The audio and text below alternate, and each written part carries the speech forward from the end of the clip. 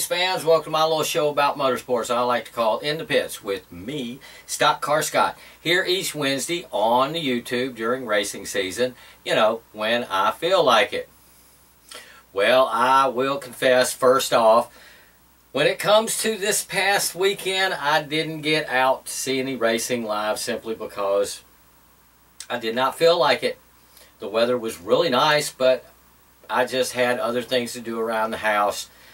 And spend some time with my wife, do some of the honeydew chores for her. And then also, one of the big projects consuming a lot of time of late is dusting little cars. Yeah, in order to help better understand how this can consume so much time, here is a quick clip of part of my collection of little race cars, which might give you race fans an idea of why I consider myself Stock Car Scott. So, here it goes. Okay, folks, this is it. Part of the die-cast collection here in Race Central.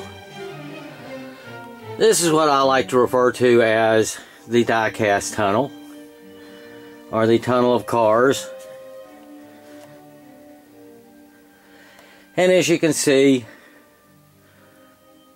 most all of them have a NASCAR motif.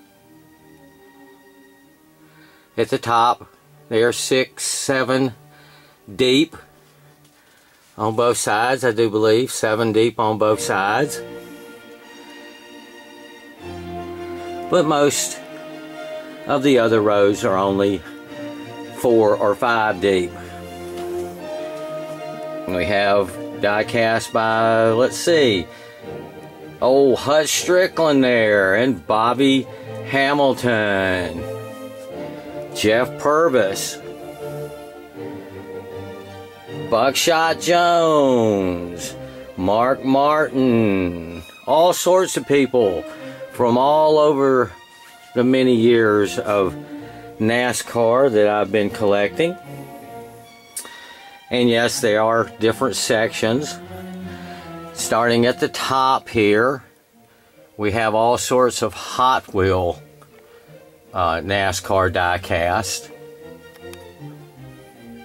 That's the first 2 rows. There's some regular Hot Wheels mixed in, but usually they are some sort of racing die-cast, with the exception of the Wienermobile there. And then here's the end of Racing Champions. Yeah, they quit making those in 2005. And I got them. They go way back for many, many years. They were the first kinds of die casts that I collected. And here are some of the oldest ones down here at the bottom.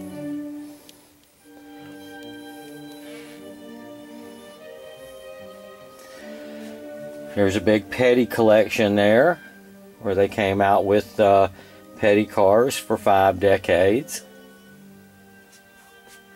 There's Dave Blaney, Ryan Blaney's dad. That's how he's known now. And over here on the other side, we have Winner's Circle all the way. Just about this whole wall is Winner's Circle, with lots of Earnhardt and Gordon.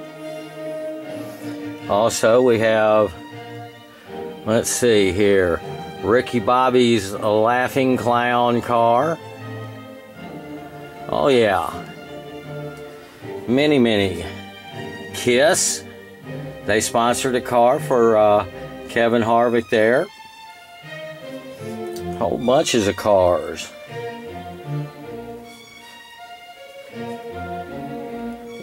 Even got a car hanging from the roof.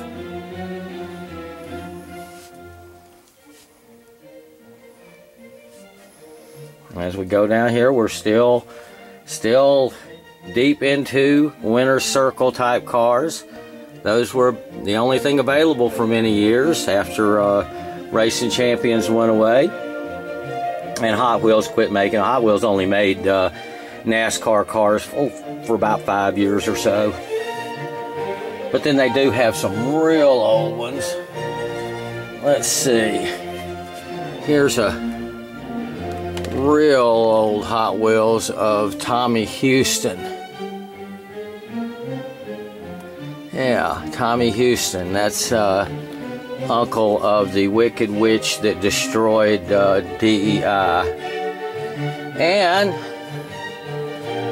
then we get over here to the action die-cast.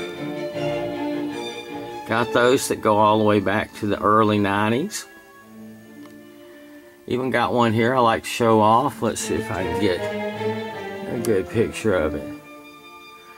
That is, let's see, there you go. That is Kyle Petty. And if you notice, that car looks like Dale Earnhardt Sr.'s car. That's because Felix Sabates was so angry with NASCAR over something he felt he was penalized for, but Earnhardt wasn't, that he had his car painted the next race to look like Earnhardt's car, so maybe he could get away with more stuff. So, you know, whining goes way back, folks. Some owners even went as far as making a point with their car, with the way it was painted. Not just running it into somebody. There are other ways to make a point with your car. And that's what all these little cars are, is little pieces of NASCAR history. Oh, there's Jason Leffler. Of course, he's no longer with us anymore. And lots of other people that I get to remember because I have a little piece of cardboard and a little piece of metal that reminds me of them. And as we come around here, we have the newest ones, which are the NASCAR Authentics. And as we come all the way around here, we get to see where the magic is made each week. Race Central, the setup for StockCar Scott in the pits. So there you go, folks. That gives you an idea of why I go by the moniker of StockCar, because I happen to own a whole bunch of them. And these are just the little ones that hang up. I'm not counting all the other little ones that I have in boxes and all the bigger ones that I have in boxes. Maybe I'll get to show those off to you sometime. But for now, these will have to suffice. Maybe one of these days I'll let viewers pick out which one that they want to see, just to challenge me to see if I happen to have that particular die cast. But until then, be thinking about it there, race fans.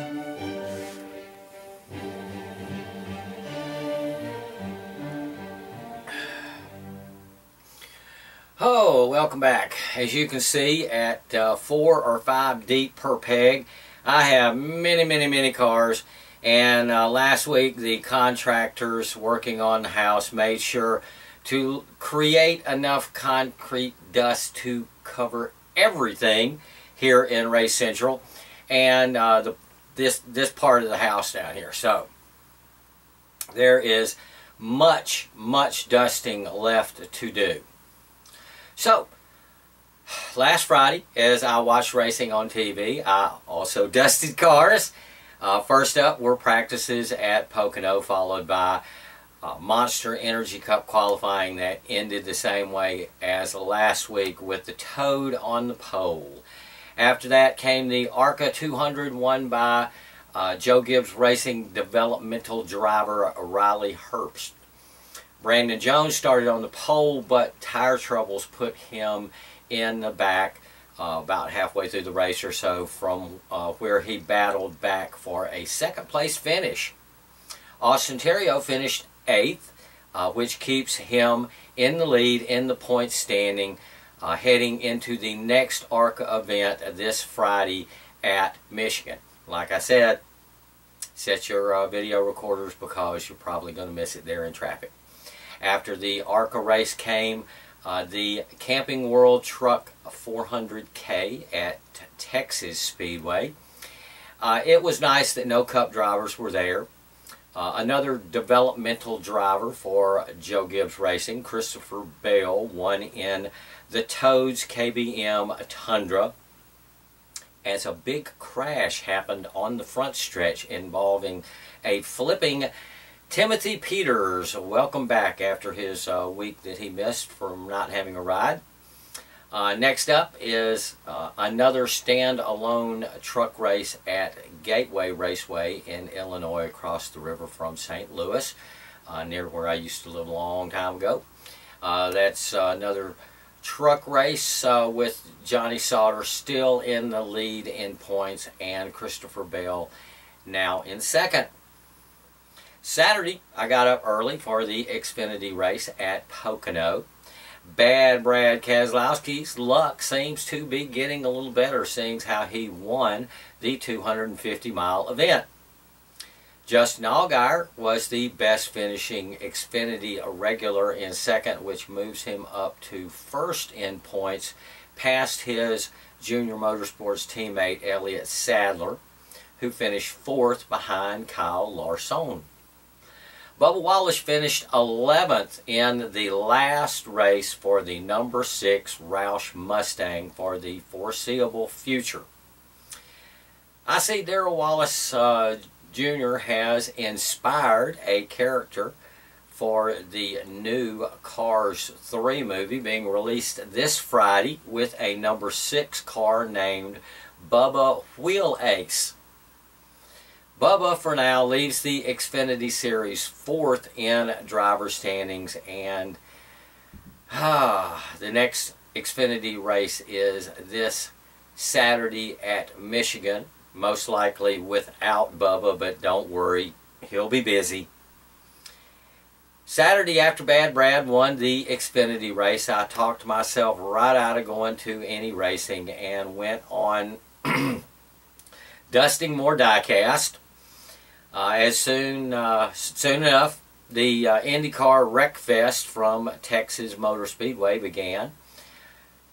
You know, I hate to say it, but they just go way too fast on that 1.5 mile track. That at 220 miles an hour plus speeds turns into a tight little short track.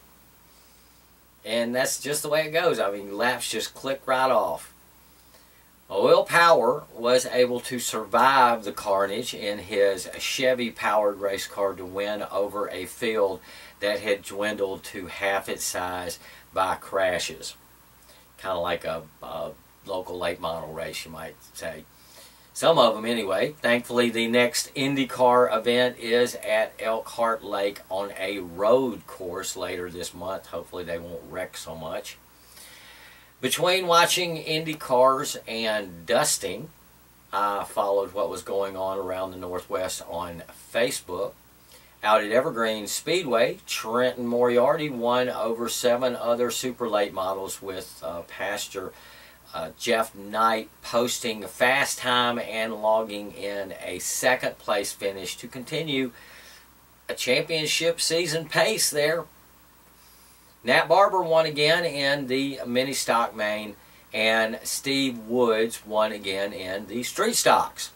Also, they had a bunch of figure 8 races in youth Hornets. This week, Evergreen will host winged sprint cars and 5 other divisions. Down at South Sound Speedway, they had 5 divisions of racing. Track legend Dan Walker won the late model main.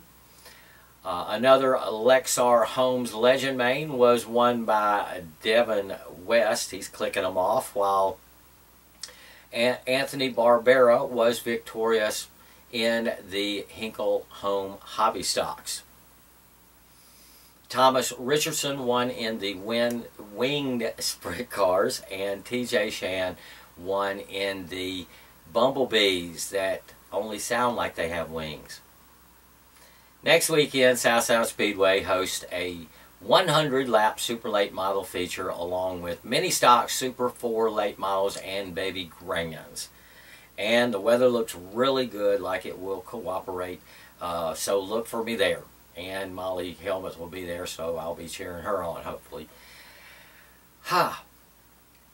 Looks like the real fun, though, was out at the Hermiston Raceway in Oregon last weekend with the limited late model event called the Sagebrush 75.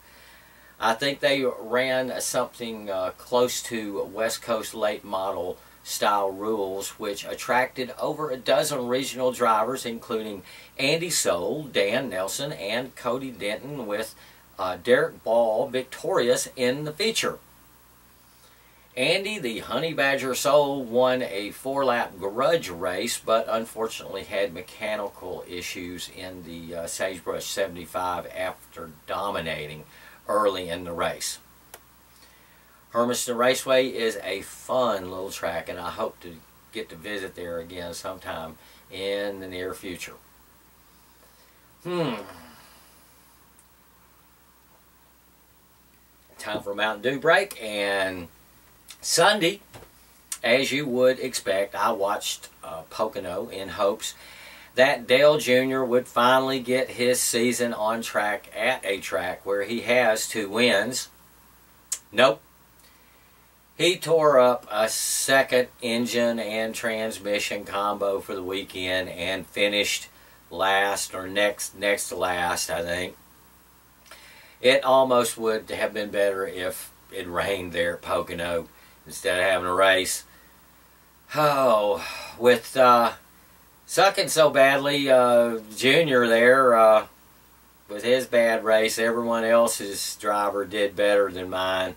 Relatively speaking.